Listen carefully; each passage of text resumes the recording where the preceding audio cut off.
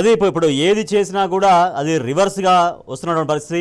హైడ్రాని తీసుకొచ్చారో, హైడ్రా తోటి వాళ్ళ సామాన్య ప్రజలు ఎంత కోల్పోయారో, ఎంత రోధించారో మనం చూసాం. సో అది రివర్స్ అయిపోయింది. తర్వాత మూసీ ప్రక్షాళన సంబంధించి కూడా అది కూడా అలాగే రివర్స్. తర్వాత ఇప్పుడు హైదరాబాద్ భూముల విషయంలో కూడా, అంటే గచ్చిబౌలి భూముల విషయంలో కూడా స్వయంగా అసెంబ్లీలో ముఖ్యమంత్రి మాట్లాడారు. అక్కడ ఎటువంటి జీవజాలం లేదు, అక్కడ గుంట నక్కలు మాత్రమే ఉన్నాయంటూ చాలా హవేళనగా మాట్లాడినటువంటి మాటలు. తర్వాత ఎట్లాంటి రియాక్షన్స్ వచ్చినాయి మనం చూసాం. వాస్తవం అక్కడ జంతుజాలం ఎట్లా ఉందో మనం చూసాం. నిన్న మొన్న కూడా 2-3 జింకలు ఎట్లా మృత్యువాత పడ్డాయో మనం చూసాం. సో ఇట్లా ఏం చేసినా కూడా ఇట్లా వ్యతిరేకత, ఇట్లా రివర్స్ రావడంతో కాంగ్రెస్ పార్టీ యొక్క పరిస్థితి ఏంటి అనేది పార్టీ వర్గాల్లో పాలన జరుగుతున్నటువంటి తీరుకు సంబంధించి, ముఖ్యమంత్రి తీసుకున్న నిర్ణయాలకు సంబంధించి ఎటువంటి చర్చ సాగుతోంది?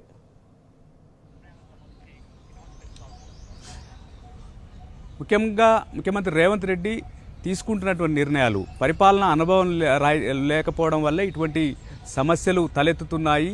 అటు అధికారులు సైతం ముఖ్యమంత్రి రేవంత్ రెడ్డికి ఆశించిన స్థాయిలో కోఆపరేషన్ ఇవ్వడం లేదన్నటువంటి చర్చ కూడా జరుగుతోంది. ఒక నిర్ణయం తీసుకునే ముందు ఆ నిర్ణయం తీసుకుంటే వచ్చే సమస్యలేంటి, ఆ సమస్యలను ఏ రకంగా అధిగమించాలి, దాంతో వచ్చే పాజిటివ్స్ ఏంటి, నెగిటివ్స్ ఏంటి, ఇవన్నీ బేరీజ్ వేసుకొని విస్తృతంగా చర్చించాల్సినటువంటి అవసరం ఉంటుంది. కానీ ముఖ్యమంత్రి రేవంత్ రెడ్డి హడావుడి నిర్ణయాలు, ఏకపక్ష నిర్ణయాలు, ఒంటెత్తు పోకడల వల్ల సమస్య అయితే జటిలమవుతుందన్నటువంటి చర్చ జరుగుతూ ఉంది. పెద్ద ఎత్తున ఏదైతే చేతులు గాయలాక ఆకులు పట్టుకుంటున్నారు రేవంత్ రెడ్డి సర్కార్ అనేది ప్రధానంగా వినిపిస్తున్నటువంటి చర్చ. ఎందుకంటే మనం ఇటీవల కాలంలో చూసాం, బీసీ కులగణనకు సంబంధించి చేపట్టినప్పటికీ పెద్ద ఎత్తున విమర్శలు వచ్చాయి. అధిష్టానం కూడా తీవ్ర స్థాయిలో మందలించడం వల్ల తిరిగి దిద్దుబాటు చర్యలకు దిగినటువంటి పరిస్థితి. హైడ్రా విషయంలోనూ అదే జరిగింది. మూసీ ప్రక్షాళన సంబంధించినటువంటి అంశంలోనూ పెద్ద ఎత్తున ప్రజలు ఒక భయాందోళన వాతావరణంలో అయితే నెట్టివేయబడ్డారు. నిద్రలేని రాత్రులు గడిపారు. పెద్ద ఎత్తున ముఖ్యమంత్రి రేవంత్ రెడ్డిని దూషించినటువంటి పరిస్థితి, తిట్టినటువంటి పరిస్థితి, పెద్ద ఎత్తున రోదనలు అక్కడ ఉన్నటువంటి బాధితుల నుంచి వచ్చినటువంటి పరిస్థితి. తర్వాత ప్రభుత్వం దిద్దుబాటు చర్యలు చేపట్టినా కానీ అది అయితే సెట్ కానటువంటి పరిస్థితులు మనం చూస్తా ఉన్నాం. ఇటీవల హెచ్సియు భూముల వ్యవహారంలో కూడా అదే జరిగింది. ముఖ్యమంత్రి రేవంత్ రెడ్డి అసెంబ్లీలో మాట్లాడినటువంటి మాటలకు సంబంధించి అక్కడ పులులు లేవు, జింకలు లేవు, గుంటనక్కలు ఉన్నాయని చెప్పి మాట్లాడినటువంటి మాటలకు ఆ పార్టీకి సంబంధించినటువంటి ఎన్ఎస్యు హెచ్సియు విభాగం నుంచే ఆ ఖండన వచ్చింది. ముఖ్యమంత్రి రేవంత్ రెడ్డి మాటలను వాళ్ళు తీవ్ర స్థాయిలో ఖండించి వాటిని వెనక్కి తీసుకోవాలని చెప్పి కూడా మాట్లాడినటువంటి పరిస్థితి చూస్తాం. మొత్తానికి రేవంత్ రెడ్డి మాట్లాడుతున్నటువంటి మాట కావచ్చు, తీసుకుంటున్నటువంటి నిర్ణయాలు మొదటి నుంచి వివాదాస్పదం అవుతూ ఉన్నాయి.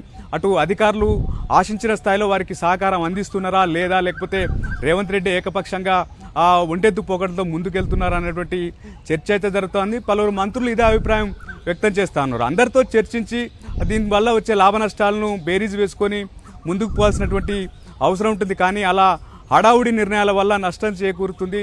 ఇకనైనా ముఖ్యమంత్రి రేవంత్ రెడ్డి తీసుకోబోయే నిర్ణయాలకు సంబంధించి ఒక సుదీర్ఘంగా చర్చలు జరిచిన తర్వాత దాన్ని లీకుల రూపంలో మరి ఇతర రూపంలో చర్చించిన తర్వాత ముందుకు పోవాల్సినటువంటి అవసరం ఉంటుంది. కానీ అలాంటి చర్చ జరగకుండా హడావుడిగా నిర్ణయాలు తీసుకోవడం వల్ల ఇప్పటికే ఒక వీకెండ్ గవర్నమెంట్ గా పేరు తీసుకొచ్చుకున్నటువంటి పరిస్థితి. వీకెండ్ అంటే శనివారం కానీ ఆదివారం కానీ పోవడం, బుల్డోజర్లు పోవడం, అక్కడ ఇల్లు నెలమట్టం చేయడం, తర్వాత మళ్ళీ ఏమన్నా అరెస్టులు కూడా అప్పుడే, అంటే తర్వాత కోర్టులు ఉండకుండా ఆ సెలవు దినాలలో, ఆ వీకెండ్స్లో ఈ రకమైన చర్యలకు పాల్పడుతుంది. ఇప్పటికే వీకెండ్ ప్రభుత్వంగా పేరు తీసుకొచ్చుకున్న పరిస్థితి కూడా.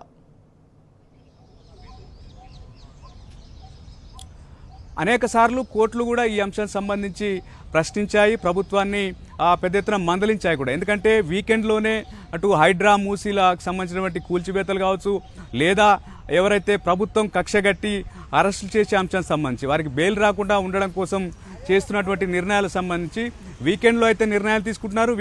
వీకెండ్లలో బుల్డోజర్లను పంపి హడావుడి చేస్తున్నటువంటి తీరుకు సంబంధించి పెద్ద ఎత్తున చర్చ జరిగింది. కేవలం ఈ బుల్డోజర్లను పంపడమే కాదు, లేదా అరెస్టులే కాదు, నియామకాలు కూడా వీకెండ్లో జరిగినటువంటి ఉదంతం మనం ఇటీవల చైల్డ్ ప్రొటెక్షన్ కమిషన్ సంబంధించినటువంటి అంశాన్ని సీతాదాయక రెడ్డికి పదవిచ్చిన తీరును కూడా మనం చూస్తా ఉన్నాం. ఈవినింగ్ ఆర్డర్ కాపిచ్చి వెంటనే ఆమె ఛార్జ్ తీసుకున్నటువంటి విధానం కూడా పెద్ద ఎత్తున ఆ పార్టీలో చర్చ జరిగినటువంటి అంశం చూస్తూ ఉన్నాం. ఎందుకంటే ఒకవేళ ముఖ్యమంత్రి రేవంత్ రెడ్డి తీసుకునేటువంటి నిర్ణయం మంచిదైతే అది ఆ వీకెండ్లో తీసుకోవాల్సినటువంటి అవసరం ఉండదు, వీక్ డేస్లోనే తీసుకొని ముందుకు పోయేటువంటి అవకాశం ఉంది. కానీ ఆయన తీసుకునే తప్పుడు నిర్ణయాల వల్ల ఇటువంటి హడావుడి జరుగుతున్నటువంటి చర్చ మాత్రం కాంగ్రెస్లో ఉన్నటువంటి సొంత, అంటే పాత క్యాడర్ ఎవరైతే ఉన్నారో వారు మాట్లాడుతున్నటువంటి పరిస్థితి. ఎందుకంటే పార్టీనే మేమంతా నమ్ముకున్నాం, కానీ ఇప్పుడు ముఖ్యమంత్రి రేవంత్ రెడ్డి తాను ముఖ్యమంత్రి అయ్యానికి పార్టీ ఏమైతే నాకేంటన్న విధంగా ముందుకు పోతున్నారన్నటువంటి ఆరోపణలు అయితే వారు చేస్తున్నటువంటి పరిస్థితి. ఇప్పటికైనా కాంగ్రెస్ అధిష్టానం ఇన్వాల్వ్ అయ్యి తెలంగాణ రాష్ట్రంలో జరుగుతున్నటువంటి